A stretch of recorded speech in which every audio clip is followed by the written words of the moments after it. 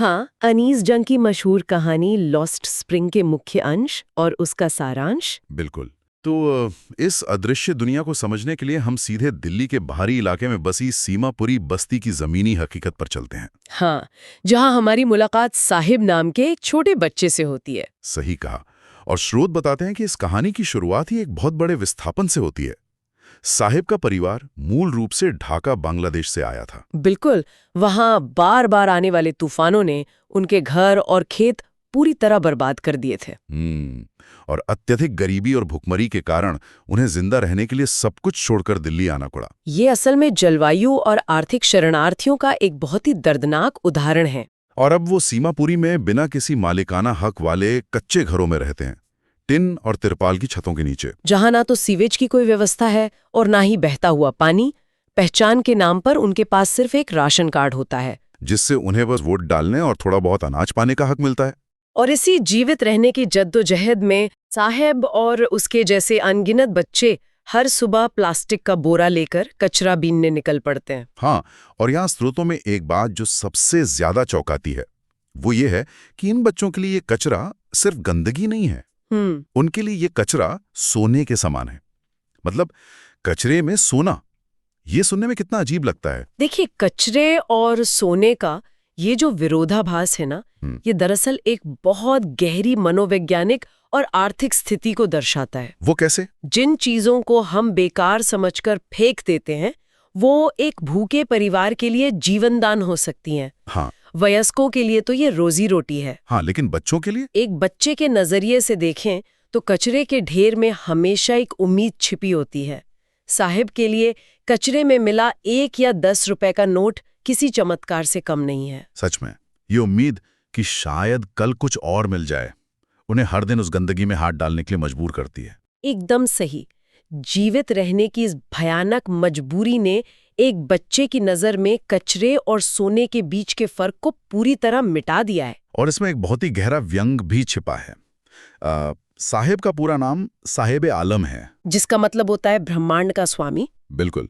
लेकिन विडंबना देखिए कि ब्रह्मांड का ये तथाकथित स्वामी नंगे पैर दिल्ली की सड़कों पर कचरा बीन रहा है। अरे बाप रे, ये सच में दिल तोड़ने वाला है। हाँ, और साहिब के अंदर एक आम बच्चा भी जिंदा है जो स्कूल जाना चाहता है। उसे टेनिस और क्रिकेट खेलना पसंद है। स्रोत में वो दृश्य बहुत मार्मिक है, जहां वो बिना जूतों के एक टेनिस कोर्ट की जाली के बाहर खड़ा है। हाँ, और अंदर सफेद कपड़े पहने अमीर बच्चों को खेलते देखता रहता है। वो टेनिस कोर्ट की जाली सिर्फ लोहे के तार नहीं है, वो उस अदृश्य सामाजिक दीवार का प्रतीक है जो इन दोनों दुनियाओं को बांटती है। एक तरफ वो सुरक्षित बच्चे और दूसरी तरफ साहिब, जिसके पास अंदर जाने का कोई रास्ता नहीं है। और जब उसे किसी अमीर बच्चे के फेंके हुए छेद वाले टेनिस शूज मिल जाते हैं, तो उसके लिए वो छेद कोई मायने नहीं रखता। जाहिर है, जिसने जिंदगी भर नंगे पैर सफर किया हो, उसके लिए तो वो सपना सच होने जैसा है। बिल्कुल।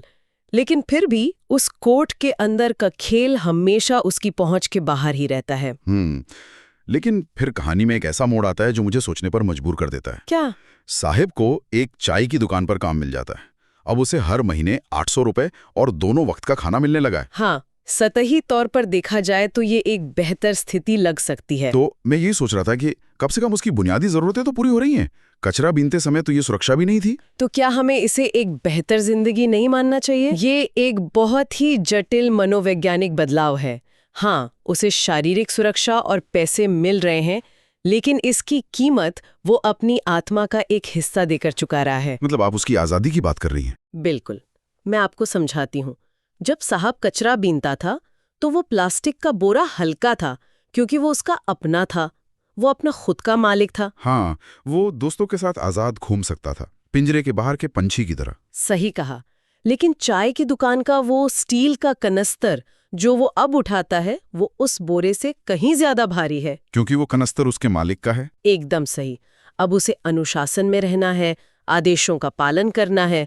उसके चेहरे से वो बेफिक्री की चमक गायब हो गई है। मतलब एक बच्चे के लिए पेट भरने की कीमत उसकी पूरी आजादी का छिन जाना है। कचरा बीनते समय वो कम से कम आजाद तो था। यही तो गरीबी की सबसे बड़ी त्रासदी है। इंसान को उस मुकाम पर ले आती है जहां उसे पेट भरने के लिए अपनी स्वतंत्रता का सौदा करना पड़ता है। सर्वाइवल के लिए आजादी को गिरवी रखने का ये विचार सचमुच झकझोर देने वाला है। लेकिन साहिब की तरह ही हमारे स्रोत हमें एक और ऐसी दुनिया की ओर ले जाते हैं। हाँ, जहाँ शोषण का स्तर और भी गहरा है, जहां बच्चों को सिर्फ आजादी ही नहीं गंवानी पड़ती बल्कि एक बहुत भयानक शारीरिक कीमत भी चुकानी पड़ती है। हम फिरोजाबाद की बात कर रहे हैं, जहां हमारी मुलाकात मुकेश से होती है। फिरोजाबाद भारत के कांच की चूड़ियों के उद्योग का सबसे बड़ा केंद्र। हाँ, जहां पीढ़ियों से परिवार यही काम कर रहे हैं। लेकिन इस रंग बिरंगे उद्योग की नींव उन हजारों छोटे छोटे बच्चों के शोषण पर टिकी है जो इन चूड़ियों को आकार देते हैं। स्रोत बताते हैं कि मुकेश और उसके जैसे बच्चे कांच को पिघलाने वाली उन गर्म भट्टियों के पास काम करते हैं। इन कोठरियों का माहौल रोंगटे खड़े कर देने वाला है। भयानक धुआं, असहनीय तापमान और रोशनी का तो कोई नामो निशान नहीं होता वहां। और इसका परिणाम ये होता है कि कई बच्चे बड़े होने से पहले ही अपनी आंखों की रोशनी हमेशा के लिए खो देते हैं। बिल्कुल, अंधेरे कमरों में भट्टे की रोशनी में बारीक काम करना आंखों पर विनाशकारी प्रभाव डालता है। उनकी आंखें प्राकृतिक रोशनी की बजाय अंधेरे की अभ्यस्त हो जाती हैं। अरे बाप रे! और सबसे भयावह बात यह है कि ये कोई रहस्य नहीं है। परिवारों को पता है कि अंजाम क्या है, फिर भी पीढ़ियों से पिता अपने बेटे को यही काम सिखा रहा है, क्योंकि उनके पास जीवित रहने का कोई और विकल्प है ही नहीं। लेकिन यहां मेरे दिमाग में एक सवाल आता है। पूछिए। अगर पीढ़ियों से यही शोषण हो रहा है तो ये परिवार मिलकर कोई सहकारी समिति, मतलब कोई कोऑपरेटिव क्यों नहीं बना लेते? वे इस दलदल से बाहर निकलने की कोशिश क्यों नहीं करते? इसका कारण वो अदृश्य और क्रूर जाल है जिसने उन्हें चारों तरफ से घेर रखा है। ये सिर्फ गरीबी नहीं है, ये एक पूरा सिंडिकेट है। सिंडिकेट मतलब इसमें और कौन लोग शामिल हैं? साहूकार, बिचौलिए, पुलिस वाले और यहाँ तक कि राजनेता भी। अगर ये गरीब कारीगर संगठित होने की कोशिश करते भी हैं तो पुलिस इन्हें गैरकानूनी काम के आरोप में जेल में डाल देती है। एकदम सही। पीढ़ियों से इस गमन का सामना करते करते वे पूरी तरह टूट चुके हैं। समुदाय के बुजुर्गों ने इसे अपना कर्म या अपनी नियति मान लिया है। ये तो फिरोजाबाद की ये चूड़ी बनाने वाली अंधेरी कोठरियां किसी ब्लैक होल की तरह लगती हैं। ब्लैक होल बहुत सटीक उपमा है। हाँ, मतलब एक ऐसा ब्लैक होल जिसका गुरुत्वाकर्षण इतना ज्यादा है कि ये सिर्फ बच्चों का बचपन या आंखों की रोशनी नहीं बल्कि उनके पूरे भविष्य को निगल जाता है। बिल्कुल। एक बार जो इस कर्ज और परंपरा के जाल में आ गया, उसका वापस लौटना नामुमकिन सा लगता है। लेकिन इन सब के बीच मुकेश की कहानी एक अलग पहलू सामने रखती है। स्रोत बताते हैं कि मुकेश चूड़ियां नहीं बनाना चाहता। हाँ, उसका सपना एक मोटर मैकेनिक बनने का है। जहां पीढ़ियों ने सिर्फ कांच की चूड़ियां देखी हैं, वहां मुकेश के अंदर एक मोटर मैकेनिक बनने का सपना कैसे पैदा हुआ? क्या ये सपना उसे इस ब्लैक होल से बाहर निकाल पाएगा? मुकेश का ये सपना ही इस कहानी का सबसे विद्रोही तत्व है।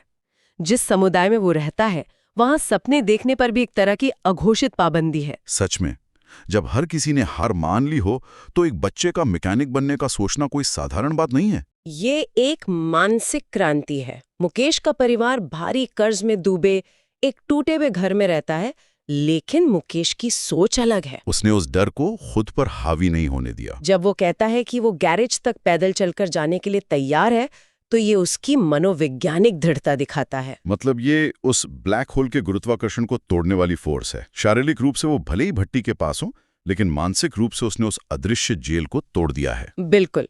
उसने हाँ कहकर उस जेल की दीवारों को गिराने की पहली जीत हासिल कर ली है। ये सच में बहुत प्रेरणादायक है। लेकिन अगर हम इन व्यक्तिगत कहानियों से बाहर निकलकर इस पूरी तस्वीर को एक बड़े नजरिए से देखें, एक मैक्रो लेवल पर, हाँ, वो देखना भी बहुत जरूरी है। तो एक बहुत चुभने वाला सवाल सामने आता है। मैं थोड़ा सख्त रुख अपनाना चाहता हूँ। बताइए। हमारे देश में बाल मजदूरी को रोकने के लिए स्पष्ट और सख्त कानून है, फिर भी इन बस्तियों और भट्टियों में इन कानूनों का कोई असर क्यों नहीं दिखता? क्या हमारे कानून सिर्फ कागजी ढाल हैं जो असल जिंदगी की आग से इन बच्चों को जरा भी नहीं बचा सकते? ये सिस्टम इतना विफल क्यों है? देखिए, ये विफलता सिर्फ कानून की नहीं है, बल्कि उस तंत्र की है जो इस गरीबी को पनपने देता है। अदालतें किताबों से चलती हैं, लेकिन इंसान का जीवन पेट की भूख चलाती है। हाँ, भूख के आगे सब कुछ छोटा पड़ जाता है। बिल्कुल। जब किसी परिवार के सामने ये सवाल हो कि आज रात का खाना कैसे मिलेगा, तो वहां कोई कानून मायने नहीं रखता। वो माता पिता कोई अपराधी नहीं है, वो बस भयानक रूप से मजबूर हैं। एकदम सही। बिना किसी आर्थिक विकल्प के उनके पास बच्चों को काम पर भेजने के अलावा कोई रास्ता नहीं बचता। और जमीनी स्तर पर कानून लागू करने वाली एजेंसियां भी इस हकीकत से आंखें चुरा लेती हैं, क्योंकि बाल श्रम सस्ता होता है, जो बिचौलियों को भारी मुनाफा देता है। इसलिए जब तक गरीबी का मूल कारण दूर नहीं होता, ये कानून महज कागजी ढाल ही बने रहेंगे। जो भूख की आग के सामने पल भर में जलकर राख हो जाते हैं। ये बहुत डरावनी सच्चाई है और शायद इसीलिए ये जानकारी हमारे श्रोताओं के लिए इतनी महत्वपूर्ण है। बिल्कुल, हम अक्सर इस सच्चाई से खुद को अलग कर लेते हैं। लेकिन जरा सोचिए, जो चाय हम आराम से पीते हैं, क्या उस कप को धोने वाला हाथ किसी साहिब का तो नहीं है जिसने आज़ादी बेचकर वो नौकरी पाई है? या त्योहारों पर बाजारों में जो चमकदार चूड़ियों हम देखते हैं, जिन्हें हम खुशी का प्रतीक मानते हैं, क्या उनके पीछे किसी मुकेश की छिनती हुई रोशनी तो नहीं है? हम सुंदरता और सस्ते सामान का आनंद तो लेते हैं, लेकिन उसके पीछे चुकाई गई मानवीय कीमत को अनदेखा कर देते हैं। यही वास्तविकता हमें अपने आसपास की दुनिया के प्रति अधिक संवेदनशील होने के लिए प्रेरित करती है। तो अगर हम आज की इस पूरी चर्चा को समेटें, तो हमने देखा कि कैसे सीमापुरी के साहिब ने महज जिंदा रहने के लिए अपनी अमूल्य स्वतंत्रता खो दी, और दूसरी तरफ फिरोजाबाद का मुकेश, जो सदियों पुरानी परंपराओं के बावजूद अपने लिए एक नया और साहसी सपना बुन रहा है। दोनों ही एक क्रूर सिस्टम के शिकार हैं, लेकिन उनकी कहानियां हमें मानवीय भावना के अलग अलग पहलुओं से रूबरू कराती हैं। और ये हमें ये समझने में मदद करती हैं कि जब बचपन छिनता है तो नुकसान सिर्फ एक व्यक्ति का नहीं, पूरे समाज के ताने बाने का होता है। और इसी बात से जुड़ा एक अंतिम और बहुत ही गहरा विचार है, जो मैं चाहता हूं कि हम सभी इस चर्चा के खत्म होने के बाद अपने साथ लेकर जाएं। बिल्कुल, बताइए। हम अक्सर एक समाज के रूप में अपनी आर्थिक प्रगति की बात करते हैं। हम जनसांख्यिकीय लाभांश पर गर्व करते हैं कि हमारे पास दुनिया की सबसे बड़ी युवा आबादी है। हाँ, ये तो हम सब सुनते हैं। लेकिन जरा गहराई से सोचिए, जब हम हर दिन लाखों मासूम बच्चों के विकास को बचपन में ही कचरे के ढेरों और धधकती भट्टियों में झोंक रहे हैं, तो हम वास्तव में क्या कर रहे हैं? क्या पता भविष्य का कोई महान इंजीनियर आज किसी भट्टी के पास बैठा चूड़ियां बना रहा हो, या कोई महान खिलाड़ी बिना जूतों के किसी टेनिस कोर्ट के बाहर खड़ा हो। अरे बाप रे, ये सच में रोंगटे खड़े कर देने वाला विचार है। एक ऐसा समाज जो अपने ही वसंत को महज चंद रुपयों के लिए निगल रहा हो, क्या वो अनजाने में अपनी सभ्यता के लिए एक अंतहीन पतझड़ की नींव नहीं रख रहा है, जहां से कोई नई उम्मीद कभी अंकुरित ही नहीं हो पाएगी? ये महज गरीबी का मुद्दा नहीं है, ये हमारी सामूहिक चेतना का सवाल है। बिल्कुल।